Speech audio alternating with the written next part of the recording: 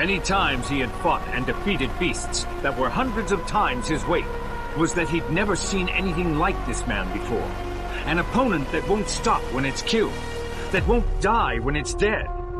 Jack Hammer was an uncommon fighter.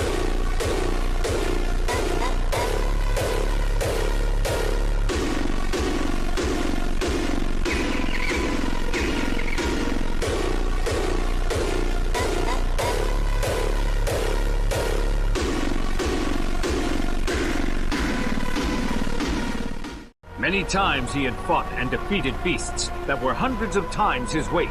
Was that he'd never seen anything like this man before. An opponent that won't stop when it's killed, that won't die when it's dead.